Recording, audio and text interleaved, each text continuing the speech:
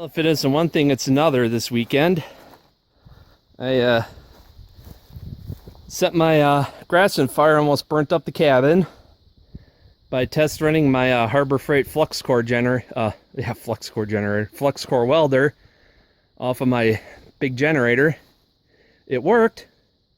But then I went inside to make a phone call. Then I smelled smoke. I'm like, come outside. And I see there's fire under the fire right here where the sand is. And like, I stomped it out. It was nearly a foot under the cabin. I'm like, caught it right away. Thank goodness. Otherwise, could have taken out the cabin. Most likely, it would have. So would have lost pretty much everything.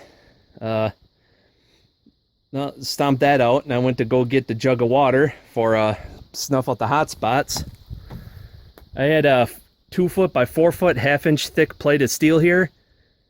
Promptly smacked my head on that, gashed it open. Didn't know it until seconds later when I went to go get the jug of water from inside. I touched my forehead because it felt wet and all that. I'm like, ah! I thought I was bleeding to death at first. Ah, cripes, you know, just what I needed when I have a fire to put out. So, got the water on there, shoveled the sand. Then the so-called lawn tractor of awesomeness had issues. The pin here either broke or this clip pin here, cotter pin, whatever you call it, type of cotter pin, I forget what it's called, but that clip came off, and so it was kind of hard to cut grass. And then I discovered that the rear lift arms, this piece was not riding on top of this bolt like it should have. It was on the backside behind it and underneath, so it wasn't cutting very good. And now it will not start. Sometimes the ignition key sticks and the starter keeps going.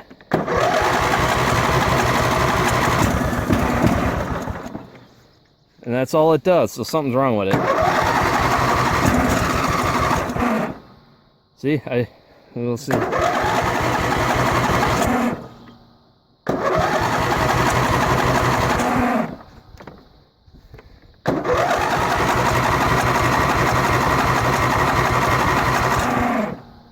Yeah, so something's wrong with that.